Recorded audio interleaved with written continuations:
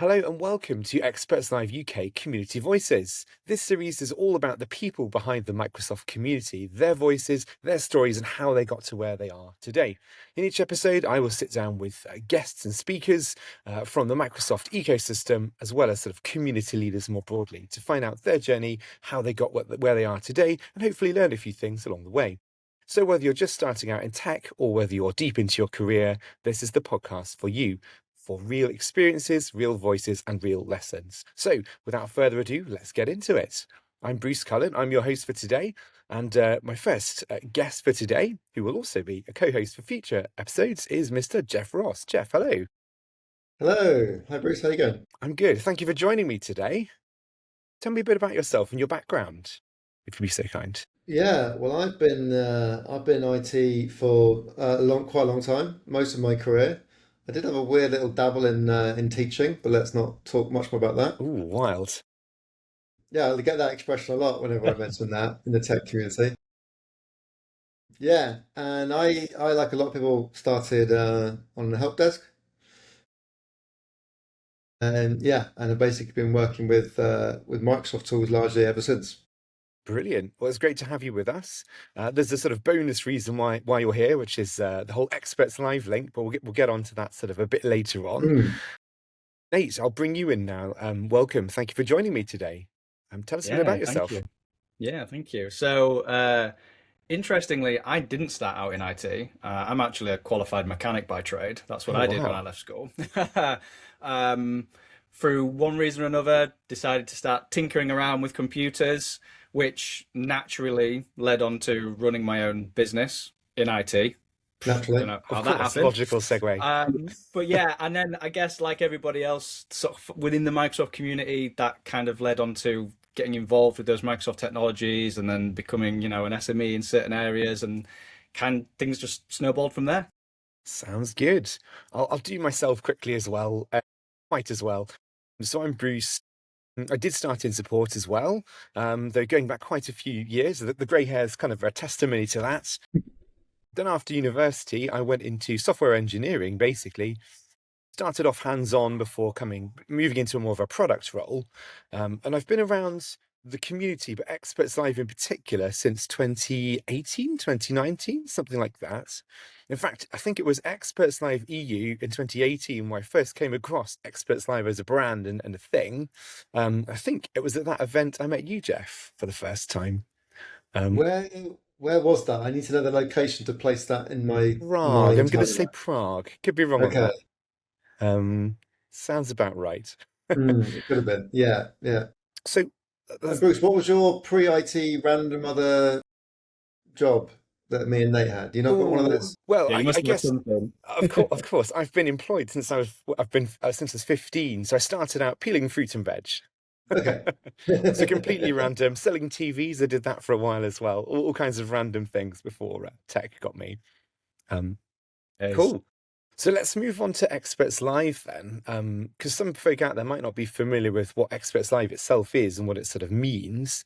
I think probably Geoff, you're a good person to start by asking that question to. So, what exactly is Experts Live? Yeah, well, I've just learned that I've known Experts Live longer than you, Bruce, which I didn't realize was the case. I first experienced Experts Live at the very end of a conference called System Center Universe, Mm, I think in 2016, when they announced the kind of final closing note they were going to come back next year under a new brand of Experts Live, hmm Experts Live Europe, that was. Yeah, and that was the kind of first time I come across that brand, but it wasn't. I thought at that moment in time that was a new concept, and I only learned later on that that was an existing brand. But Hmm. yeah, that was coming up 10 years ago. Um, and went along to a number of conferences, actually as a vendor initially. That was sort of my Mm. first way into it. And then, yeah, then got to experience all different Experts Lives across Europe. Experts Live Europe itself traveled around Europe, but then got to realize that there's all these other little local ones in Mm. various regions. So And in my experience, gone, the local ones are fantastic because the whole point is it's local Microsoft community rather than it being a big global thing like Microsoft Ignite, for example, which means you meet different people and hear different perspectives. Nate, what's your experiences of Experts Live been? So, I mean, I was really only introduced to Experts Live a few years ago, and it actually came off the back of an introduction to Femke, who I'm Hmm, sure and everybody in the Microsoft community knows Femke, right? of course. Yeah. And yeah, she was the one who kind of introduced me to Experts Live and said, if you're interested in getting more into the Microsoft community, these are fantastic groups to start with. They're Hmm. all over the globe, so depending on where you are, there's always somebody there that you can contact and go and see different events that are going on. And yeah, and I guess that kind of also ultimately led towards Experts Live UK as well, because Femke was the Hmm. driving force, but a lot of the driving force behind that. Yeah. Experts Live UK, it's a perfect segue. What's the difference between Experts Live and Experts Live UK? Let's start there. I guess, Geoff, if you could take a swing at that one for me, please. Well, I mean, geography for a start. Well, Experts Live is the global brand, the globalization, and then they've got all these chapters we've been talking about. I believe that after 15, I could be out of date on that figure as well because I'm hearing Wow, about that's a um, some other new ones significant. also in the pipeline. Yes, as you said, Bruce, it's all about this kind of like these regional events, these regional communities that meet. First Live UK was first discussed at another Experts Live event.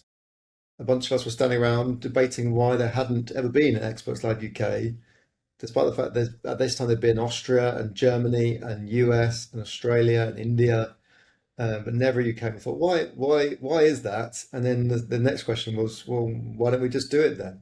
Hmm. And it came from there.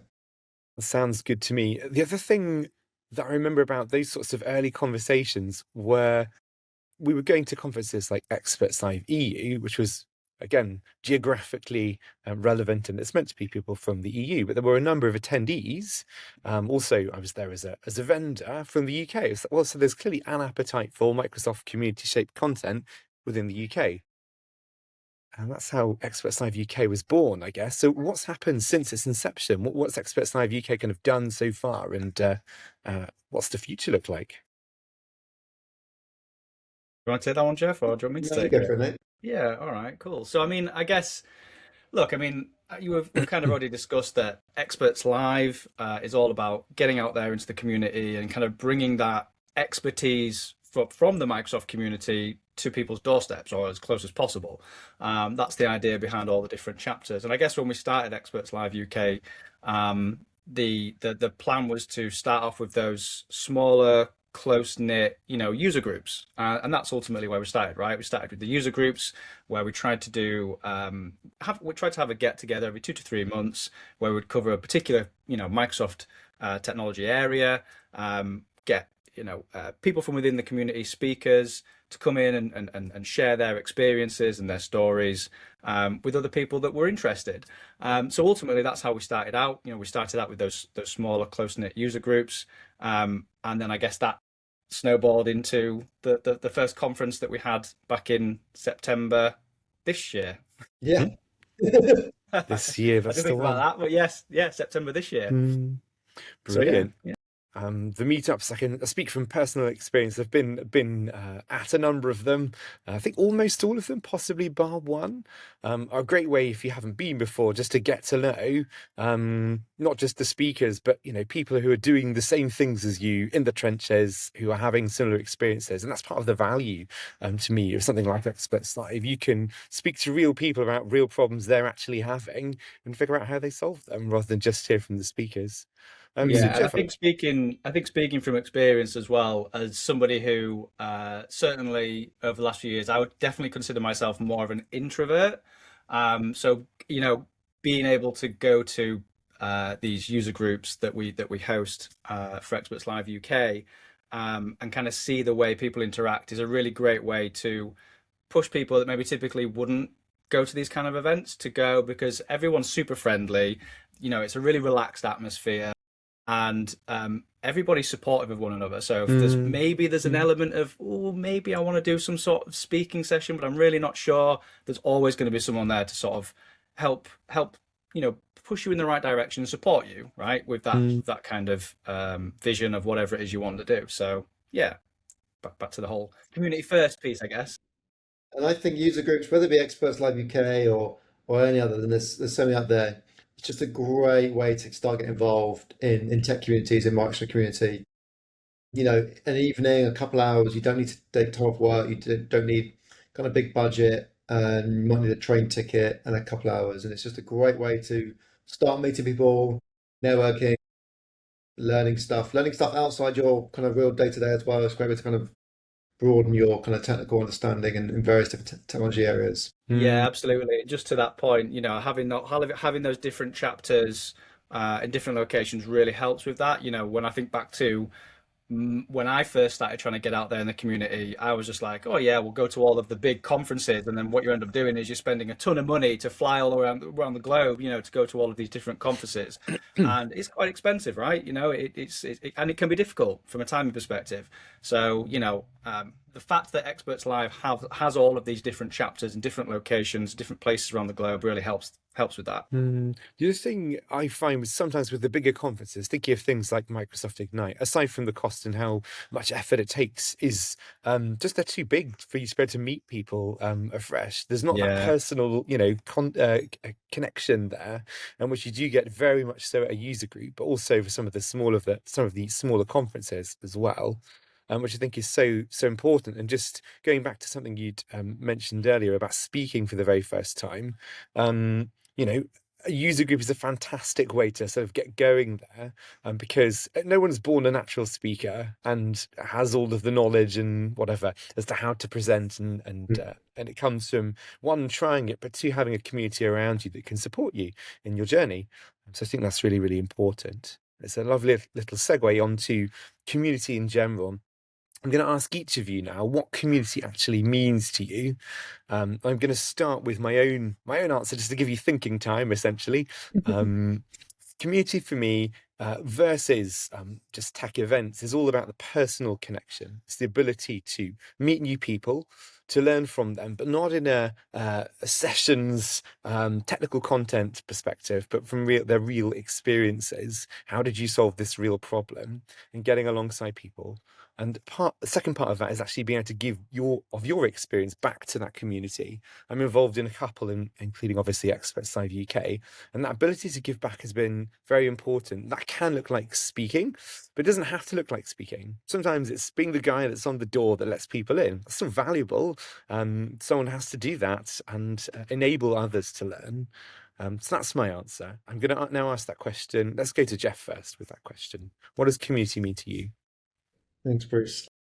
Yeah, it's very similar, really, but like you say, it's those for me the value is those sort of side chats or those sort of after chats that really make the difference. If it was just about learning, then there's a ton of knowledge and learning out there, on the internet, on YouTube, everywhere. And that's great, by the way. Like, we all need to do that as well when we need to learn something. But that's just one part of community, because what you don't get from watching a YouTube video is that interaction, that ability to, after the content, go away and say, well, actually, I had a different experience to what you said I would get, or my situation is this, so what would you do in that scenario? And just have those kind of chats, and that for me is where the real value comes, the real growth. And I've always sort of valued those points. And aside from the tech learning, just the bonding with people, making connections. I also, a bit of an introvert, I do find that kind of stuff exhausting. I've been to even a day event, but particularly a multi-day event, I do come away just absolutely kind of shattered, social battery, absolutely depleted. It's been worth it to invest that time, invest that energy into making those connections, force myself to go and have conversations and make those experiences happen, because it's always just such amazing memories of those events, just of connecting with people, sharing ideas around tech, but also not around tech. Sounds Yeah. good. Great answer. Nate, what's your view? What's your answer? Yeah, look, I mean, not to kind of rehash, but I mean, a lot of the same things, right? At the end of the day, we all do this because we enjoy what we do and we enjoy being part of the community and we enjoy giving back. So a lot of the same reasons. What what I really love the most about it is that everybody pushes you to be the best version of you, and but in the best way possible, not in a sort of over the top way. And I guess Mm. I'm just talking from experience there. When I first started out in the community, I didn't know anybody, like genuinely didn't know anybody. I remember going to events where I saw Dean Ellaby for the first time and was Mm. starstruck. Do you know what I mean? Like that's when I think back to it, it's crazy. But now I've got all of these amazing people in the community that are saying to me, you can do it. The Mm. content that you're creating is great. You need to keep pushing yourself, and you can keep going, and that's played a big part in me, in my career progression and my involvement in the community. So just having people that can stand behind you, give you constructive criticism and feedback, and help drive you to be a better person. So yeah, I guess that's just my kind of add-on to what you guys had already Mm. mentioned. So there's an extra dimension there to your answer that you also have spoke at events. So that feedback is on the content you're presenting, which is another great benefit there. Thank you very much for your honesty in And I those think answers. jump on that point as well is that, from a self point of view, in terms of your own personal growth, having to present something is the best way to make sure you know that well. Like you'll then Yes. force yourself to go and learn the other aspect. I mean, maybe it's just me, but I'm pretty sure it's not that kind of imposter syndrome kind of feeling. And I fear the question that I don't know the answer to, which I shouldn't. I know I shouldn't, but I think it's quite normal to do so. But the positive side is it forced me to go away and actually learn something really, really well end to end, and not just kind of learn the fun bit and the easy bit, but go and learn the kind of deep bits of it as well. So it's a really good way to challenge yourself to go and learn something properly. Yeah, totally agree. I would agree, especially with the imposter syndrome aspect. It's really hard to not feel it. I think the only people that don't feel it are the people that probably should, in my experience. But there we go. So that's Experts Live. That's Experts Live UK, and a bit about why we're here. What is the future of this podcast? Why are we doing a podcast? Is sort of the next thing I'm going to sort of turn our attention to, and to really set some expectations as to what listeners can expect from this podcast. I'm going to ask this to Nate first before I give my own answer. Nate, what are your views on what this podcast should be? See, so I think it should be getting into the minds of people within the Microsoft community, right? And there's only not everybody can make it to the events, not everybody can meet their hero, their community hero. And I think it would be nice to try and get everybody within the Microsoft community on the podcast, talk about themselves, how they got to where they got to, share their experiences, so that other people can learn from that and get easy access to it. I think that's kind of what I'd like to see. Sounds good. Geoff, anything to add? Um, yeah, I think it's just helping us to get more people another way to get involved in this community. As you said, maybe you can't come to events, maybe that's a challenge for you, but this is where you can feel part of this community. Maybe it'll make you want to come along to some events and kind of continue these conversations. And just to touch on the idea as well of the kind of the community heroes and the starstruck. Again, I've experienced things like that as well, but also, I hope this podcast kind of highlights, we've got some great guests coming up, but Mm, they're also just people and they are approachable, whether it be, face to face at an event or a message reaching out to them somehow. So I hope that this podcast can kind of make some more connections with people where they can realize that they can go and approach their heroes and make them part of their own network and be part of that community. Well mm. said. I would agree. Well said indeed. The final thing I really will add is what we're looking for is not just for this to be a thing you listen to and consume, but also contribute back to. So what we're looking for is if you have questions for any of our upcoming guests, which we'll obviously announce, then, we'd love to hear what those questions are. And I'll be cherry picking from those I receive. So I'll put those questions to our guests so you can get your questions answered. I'm also kind of interested to you hear about the positive side, what's gone well. When someone's up on stage, they present themselves as an expert, which of course they are in their field, but things don't go right all of the time. What are the failures that have contributed to those people's journeys? Thinking back to my Love own that. sort of failures in the early days of IT, I took down an entire rack of servers by pulling a power lead out of the wall in the comms room by accident back in 2004, and was trying to figure out if I style it out or whether I admit it. I'm not sure how you can style out unplugging a server rack, Bruce, but Yeah, good on you. blame it on the UPS malfunctioning. That was what was going around my head, but Brilliant. it doesn't always go Other, right, and that's other than with fine. the I've exposed a flaw in your business continuity. You've only got one power supply to your server rack. Yeah. Yeah, this is true. This is true. Done you a This is a favour by few years pointing that ago out. now. Yeah. It's all in the cloud now, so it's no problem. Microsoft have got that covered, right? Cool. So I guess that's bringing us pretty close to closure. Before we wrap up, aside from the podcast, what else is happening around the Experts Live UK, specifically community? I'm going to throw that question to Geoff first. Wow. We are getting very excited about Experts Live UK 2026, 11th and 12th of June in London. A 2-day event with workshops, masterclass on the first day, and then a kind of full conference agenda on day 2. Call for speakers is open. Hmm. Link will be somewhere in the comments, I guess. And so yes, so if you're a speaker or you want to be a speaker, yeah, then submit your sessions. And something very Before interesting. 31st of Jan. Sorry, Nate? Before 31st of Jan. Or the 31st of Before Jan. Thank 31st you. of Yeah. Jan. Yeah. Actually, I did make this point earlier. I hope I've got time to make it now about user groups being a good place to get starting with speaking. The other great way to get started with speaking, if that's something you're interested in, is by co-presenting with somebody else. Experts Live UK 26 can be a great scenario for that, because actually we are going to make all of our sessions co-presented by 2 or more speakers. So if you want to, you've got a great idea for a session, but maybe you're not quite sure how to kind of really polish it off and finish it out, then go and find somebody who's got a lot more experience, make a connection with them, ask them to present with you. I'm sure they'll say yes, and submit together. The other thing I've seen go really well there is we've got 2 people that, when neither of them have spoken, but they know each other, so they've got good sort of chemistry between them. It's a good way to get going with someone you know as well. Yeah. Yeah, absolutely. Yeah. Yeah. And I guess I would just add to, on the back of that, Geoff, early bird tickets are being announced on the 9th of January. So I think you might have just announced them, but they're on yeah. sale. They're on sale from the 9th of Well, it January. depends I guess it depends when the podcast comes out, right? That's true.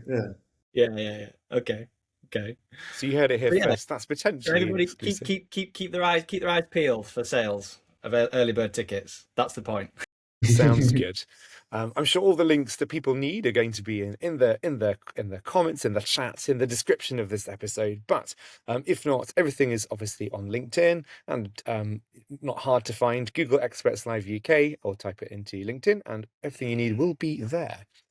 So all that's really left to do is talk about our next full episode. This is where we're setting things up a bit, so you get a feel for us and for how things are going to look. So our very first guest is going to be the one and only Dean Ellaby, who is an MVP in the Intune space.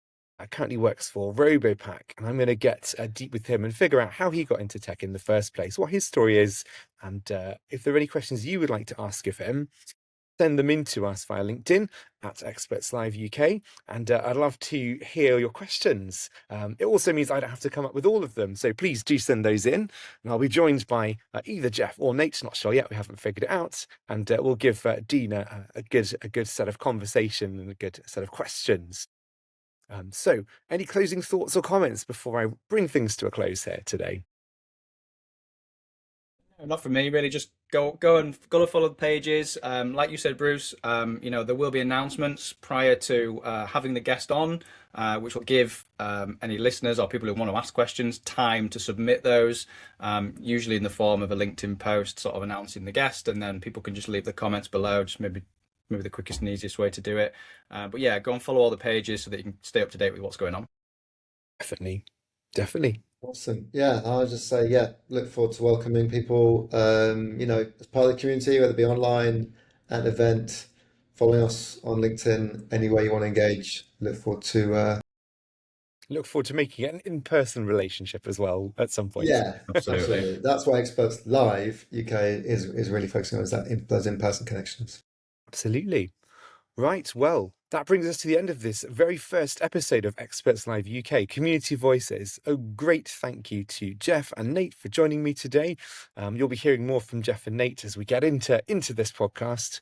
And as I say, in our next episode, I'll be joined by Dean Ellaby, where we'll be talking about his experience and everything he's done over his career. And don't forget to follow us at Experts Live UK on LinkedIn and get those questions sent in to us. So until next time, thank you for listening. Goodbye.